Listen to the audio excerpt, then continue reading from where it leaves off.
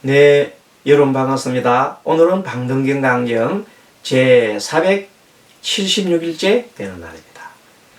오늘 방등경은 방등경 25권 제11품 복외보살품 중에서 500페이지 공부합니다. 자, 벌써 이 책이 500페이지가 나왔습니다. 여러분들 참 그동안에 수고 많았습니다. 매일 한 페이지씩 넘어간 것이 벌써 500페이지에 됐으니 참 대단합니다. 그리고 날짜는 476일이죠. 여러분들 대단하십니다. 자, 지금 법념처 공부하고 있습니다. 사념처 중에 사념처를 뭐라고 그랬죠?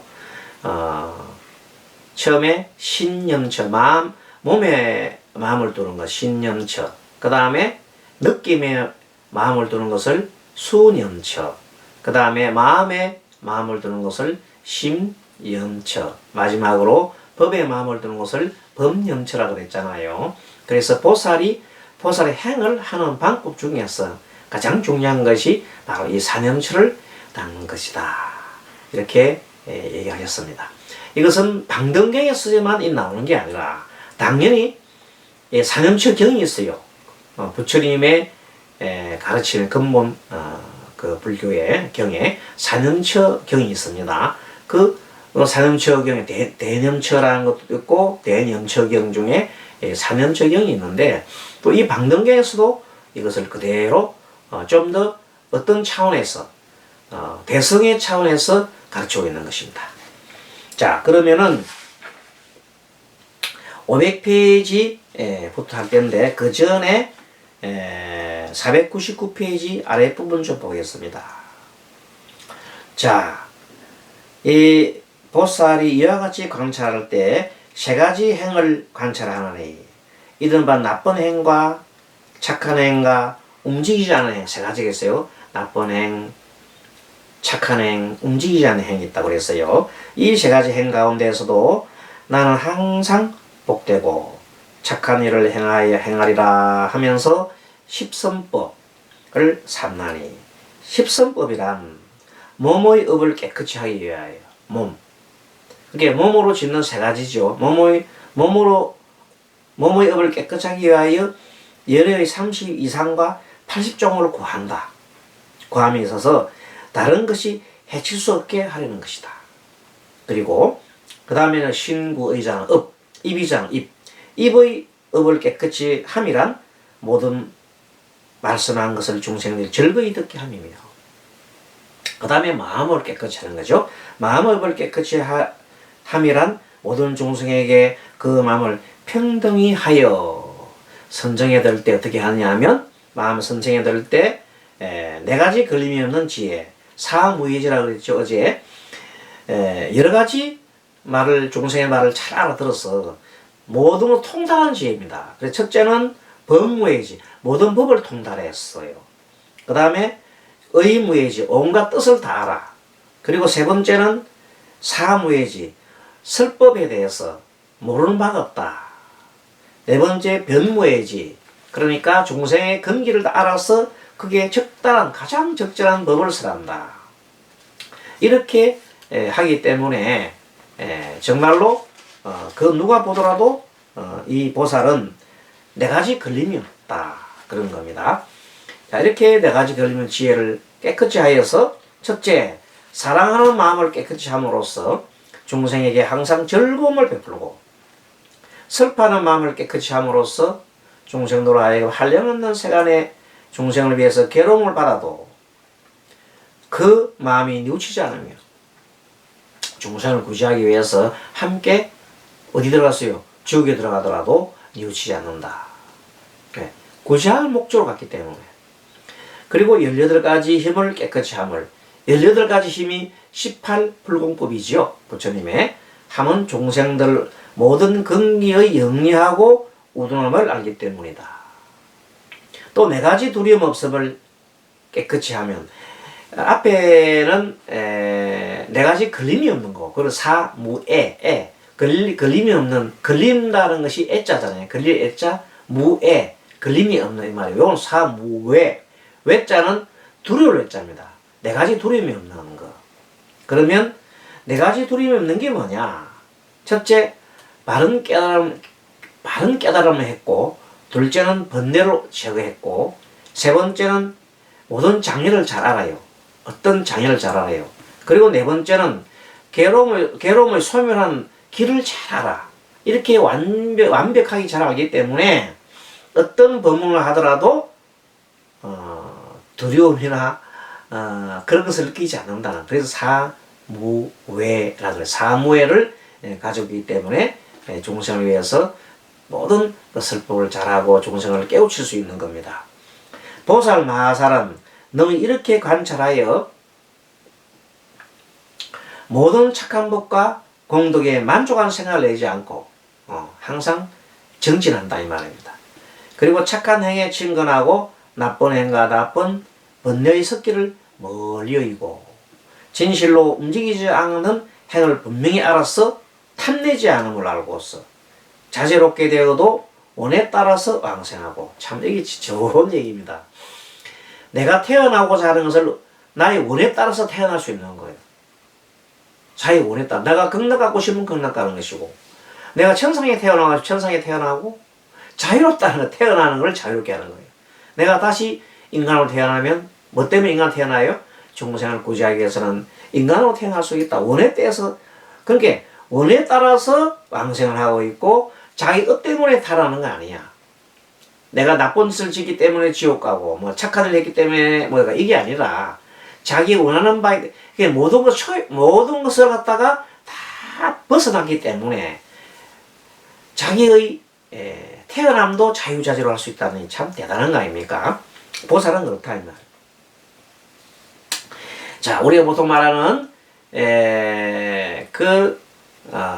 성자들 아란 같은 경우는 그냥 아예 그냥 뭘 안 합니까? 다시 윤회를 하지 않는 자잖아요. 윤회를 하지 않는 그런 분들이지만 보살은 윤회를 할 수도 있습니다. 뭐 때문에? 중생 구제를 위해서는 지옥도 갈 수가 있고, 중생 구제를 위해서는 어떻게 해요? 천상에 태어날 수가 있고, 중생 구제를 위해서는 축생에도 태어날 수 있다. 자기가 원하는 바에 따라서 태어나는 겁니다. 왜? 중생 구제하기 위해서. 대단하지 않습니까? 그러니까 그런 것을 보살이라 한다. 성남자의 보살은 착한 방편을 얻어서 법의 영원한 대상을 관찰하되 보리도 없는 법을 닫고 장엄하여서 보리를 방해하는 온갖 더러움을 멀리 여기느니 이 공덕을 얻고는 상견 항상 하다. 항상 내가 있을 것이다. 단견 아니야. 죽고 나면 아무것도 없어. 이렇게 하는 말. 그 다음에 이런 데 다 집착하지 않고 이 두 가지 소견을 멀리 여기었어. 그러니까 이제 상견과 단견의 소견을 여기는 겁니다. 그래서 여기서 이제 중요한 게 나오는데 두 가지 소견을 여기면 우리가 중도를 해야 한다. 두 가지 소견. 그러니까 항상 상견도 아니고 항상 단견도 아니고 뭐요? 그게 뭐냐면 항상 있는 것도 아니고 항상 없는 것도 아니다 말이야. 그것이 뭐냐면 인연 따라 일어나고 인연 따라 살아난다. 인연법이 바로 중도요. 중도의 법문은 인연법이에요. 항상 한 것이 아니다 말이야. 그러면 항상 한 것도 아니고 또 뭐예요? 원인이 없는 무인론도 아니다는 거예요. 단견. 그것이 없고 항상 있는 따라 일어나고 있는 따라 사라지는 것이다. 그리고 두 가지의 끝에 가지 않는 것을 우리 중도라고 그래요. 지금은 이제는 이 법무의 중에서 이 법념처 중에서 중도에 대한 법을 많이 이제 설하고 있습니다. 자, 그래서 중도에는 어떻게 착하지 않는 영과 무명, 착하지 않는 영과 무명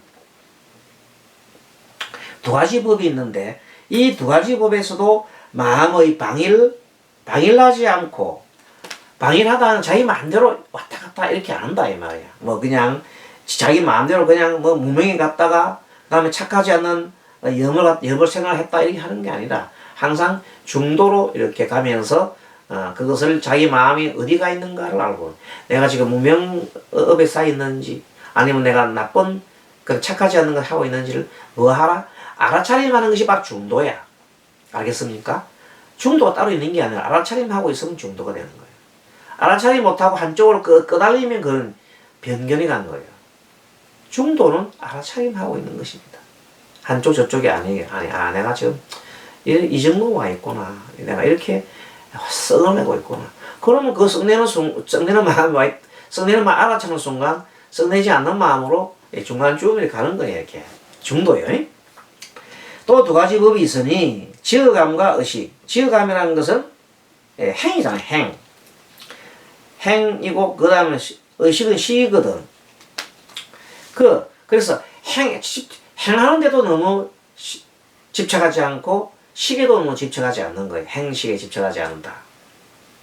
또 두 가지 법이 있으니 물질과 이름과, 이름 우리가 명이라 그러잖아요. 또 물질은 색이라고 해요. 명과 색에 집착하지 않는다.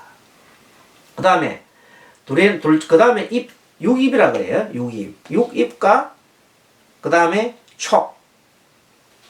육입은 6가지 감각기관이고 촉은 뭐예요? 접촉하는 거잖아요. 그래서 육입에 집착하지 않고 촉에 집착하지 않는 거. 중도로 항상 그럼 어떻게 해야 되냐? 그러니까 그걸 알아차림해라 이 말이에요. 또 느낌이 두 가지 법이 있는데 다임과 느낌. 어떤 게 다 촉하고 둘째로 입이며 앞에는 첫째는 명색. 명과 색에 집착하지 않고 명색에 집착하지 않고 그 다음에 명색에 집착하지 않고 그 다음에 육근에 6가지 감각기관에 집착하지 않고 그 다음에 다임과 느낌. 이 다임은 느낌 있잖아요. 그 다임과 느낌에 다인 것에 집착하지 않고 그 느낌에 집착하게 되는 거야. 탁 닿는 거 보니까 내가 닿는 곳이 예를 들어서 어떤 감촉을 손에 딱 닿았어. 그럼 감촉이 좋을 거라 생각하면서 눈으로 봤어. 그러면 그 육건이잖아. 그럼 닿고 보니까 너무 부드럽지 좋잖아. 그럼 거기에서 탐착을 하지 말라는 거예요. 그러면 그것은 중도라. 그런 말이고. 그 다음에 애욕과 취 두 가지도 마찬가지야. 애욕, 마음으로 탐심이 난단 말이야. 그럼 탐심이 나면 취하려고 그러잖아. 그래서 취를 또 뭘 봐요? 가만히 들여다보면서 내가 사랑하는 마음을 일으켰구나. 탐욕심을 일으켰구나. 그래서 취하려고 하는 마음이 드는구나. 이런 것을 취를 탁 보는 순간 애와 취를 또 중간에서 이렇게 중도의 마음을 보면서 알아차림 한다. 그 다음 유와 생 있음이요. 그 다음 애취 다음에는 애와 취가 있고 나면 유가 있고 생이 있거든. 어떤 유가 있으니까 태어난단 말이야. 그래서 어떤 있음에도 집착하지 않고 또 태어남에도 집착하지 않는 거예요. 그래서 유와 생에도 그 다음에는 노사. 늙음에도 집착하지 않고 죽음에도 집착하지 않는 것이 어쨌든 간에 집착하지 않는 것이 한쪽으로 집착하지 않는 양쪽 변결에 집착하지 않는 것을 보고 뭐라고 해요? 그것을 중도라고 한다. 자, 중도의 개념을 참 재미있게 설명해 놨네요. 12연결을 두 가지씩 끊어가지고 앞에 무명만 빼고 그 다음에 처음에 행식 그리고 그 다음에는 명색과 이렇게 육입 이렇게 또 나왔고 그 다음에 다임과 느낌 그 다음에 애욕과 취 그 다음에 유와 생 그리고 마지막으로는 노사. 이렇게 해서 비교를 하면서 이 방등경영은 특별하게 이 중도에 관련된 법을 자설하고 있습니다. 이거는 이 방등경에만 나오는 특별한 법이 아닐까 생각이 됩니다. 이렇게 여러 두 가지 법에서 방해하지 않는다면 지 맘대로 왔다 갔다 하지 않는다, 집착하지 않는다 말이에요. 중도라 하나니 이러한 중도는 세간의 지혜로서는 볼 수 없고 세간의 지혜로서는 알 수가 없지요. 세간의 지혜로서 알 수 없고 나타내 볼 수도 없고 어떤 모양이나 빛깔로도 없고 있는 것도 없고 그리고 취함도 버림도 없으면서 청정하고 고요하느냐. 그 어떻게 하느냐면 그냥 세간에 가지고 있는 여러 가지 탐심이나 썩냄, 어리석음을 다 버리고 고요한 마음속으로 그냥 이것을 가만히 무할 뿐, 관할 뿐. 그렇게 하면 이것들이 한쪽을 치우치지 않고 고요한 중도에 머물 수 있다. 모든 것을 마음의 한쪽을 치우치지 않고 중도에 머물 수 있다면 그것은 바로 부처님입니다. 부처에 경기되는 겁니다. 성남자야 무릇 중도란 눈으로 볼 수 없고 또 내지 몸으로 부딪히지 않으며 또 이르는 곳 없고 세간이면서 출세간이요. 지난번에 얘기했잖아요. 중도가 어떤 것이냐 얘기했죠. 자 보세요. 자 연꽃은 참 깨끗하잖아요. 그렇지 연꽃은 깨끗하기 때문에 연꽃에만 나는 연꽃만 될래 하고 연꽃에 집착하지 않는다. 왜? 연꽃은 더러운 진흙 속에 들어있는 거거든. 그럼 진흙을 더럽다고 나 진흙탕 속에 안 들어갈래? 그렇게 하지 않는 거예요. 그냥 그대로 연꽃은 진흙 속에 있을 뿐. 그래도 연꽃은 진흙 속에 있으면서도 진흙에 물들지 아니함. 또 거꾸로 새 속에 살면서도 새 속에 물들지 않는 보살. 그것이 중도예요. 또 거꾸로 속세를 떠나서 출세간에 산속에 있더라도 중생의 그 어려움을 외면하지 않고 중생을 구하고자 하는 마음을 내는 것을 보살 마음. 그 보살 마음을 다 중도의 마음이라는 겁니다. 자 이렇게 보는 겁니다. 선남자야 그래서 세간이면서 출세간이요 말할 수 없고 많거나 적은 것도 아니다. 선남자야 무아에도 병기니 그 무는 보통 우리는 없는 거라 그러잖아요. 무는 없다 그러잖아요. 그 다음에 보통 아에 집착해가지고 나의 집착하고 내 것에 너무 집착하면 그건 뭐예요? 그건 뭐냐면 아에 집착했잖아요. 근데 무아에 너무 집착해가지고 뭐든 게 없는 거야. 뭐든 없는 거야 하면서 막 소위 말해서 뭐에 빠져서요? 스스로가 비관적인 생각을 막 한다면 그거는 무아라는 어떤 그 속에 빠진 거예요. 그것도 뭐가 아닙니까? 중도가 아닙니다. 비록 무아라 할지라도 나는 없고 원래 나는 없고 무아라 할지라도 현재 중생의 마음에는 분명하게 나라는 것이 있는 겁니다. 그걸 우리 이해를 해야 돼. 중생들은 우리 진리의 상태에서는 분명히 무하지만 중생의 상태에서는 반드시 나가 있다고 생각할 수밖에 없잖아요.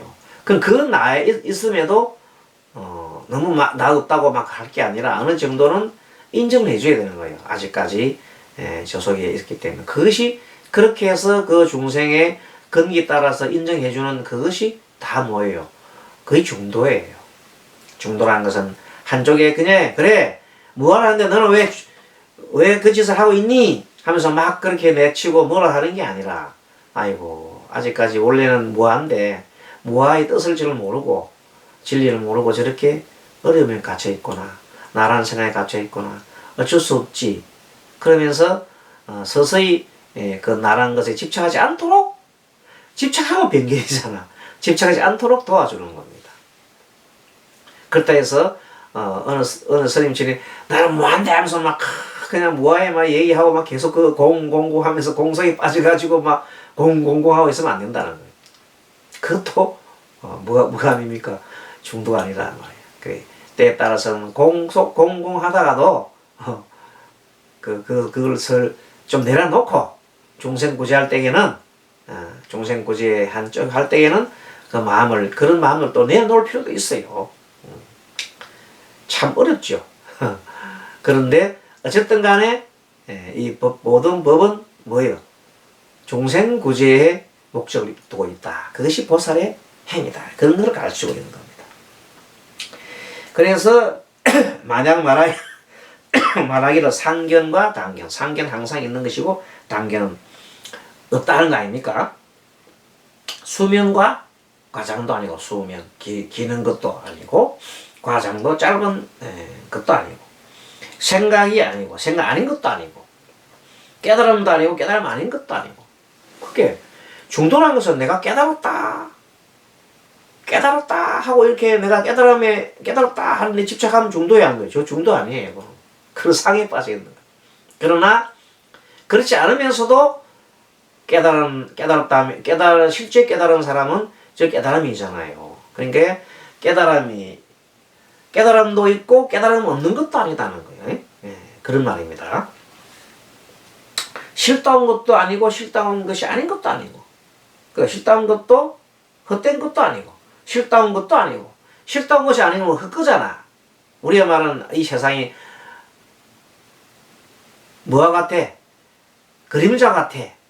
이러하면서도 그림자 같아 하면서도 그림자라고 하면서 비관하고 막 이리 있으면 안 됩니다. 그런데 우리가 잠깐 중생의 몸으로 태어나서 그림자 같은 이 세계에서도 살면서도 비록 우리가 그림자지만 그림자 속에서 한순간이라도 멀래요 닦음을 가고 중생을 구제하는 마음을 내고 한다면은 그것이 변증각이라 초발심시 변증각이라 처음 발심하는 것이 증각을 이룹니다. 또 다른 말로 말하면 현재 일중일체 다중일 하나 속에 여러 개가 다 포함되어 있고 일적일체 다적일 그게 지금 현재 이 시간이 하나의 시간이 곧 영혼으로 간다. 그러한 내용도 있습니다. 그러니까 이제 모든 것은 나와 내 것이 있음과 내 것이 없음을 두 양변을 두고 너무 지나치게 할 게 아니라 오직 초점 어디 있다고 중생구제에 초점을 두고 하되 그래서 중생들이 뭘 모를 때 너무 나에 집착하고 있으면은 그 나에 집착하는 것이 고통의 원인이라는 것을 알려줌으로써 그들을 깨울 수 있는 걸 해야 되지 그냥 무조건 뭐라 하고 그렇게 해서는 안 된다는 겁니다. 항상 뭐의 마음으로 가져야 자비의 마음을 가지라는 겁니다. 그것이 방경의 가르침의 핵심입니다. 자, 그래서 이것도 저것도 아니고 있는 것도 아니고 없는 것도 아니고 그런 말입니다. 유의도 무의도 아니고 유의 함이 있는 것도 아니고 함이 없는 것도 아니고 함이 있어야 되는 것은 함이 계속 원하는 생각을 내면 그 집착하면 안 되잖아요. 그렇지만 또 때에 따라서는 그런 것을 할 때가 필요하죠. 뭐 할 때? 중생 구제하는 마음을 안 내고 뭐 됩니까? 그래서 또 그런데 함이 없는 것을 너무 강조하다 보면 또 안 된다. 중생을 구제하고자 하는 의욕은 또 내야 되지 않느냐는 겁니다. 지어감이 아닌 것도 아니고 나거나 죽는 것도 아니고 열반도 아니라고 하여 두 가지를 말하지 않는다면 이를 중도한다. 그렇게 양쪽을 얘기를 다 하면서 한쪽에 치우치는 것은 중도가 아니라는 것이다. 그럼 그 속에 뭐가 들어가야 돼요? 집착 없음이란 말과 그 다음에 또 한 가지는 중생구제라는 말이 들어가면은 중도가 되기 쉽습니다.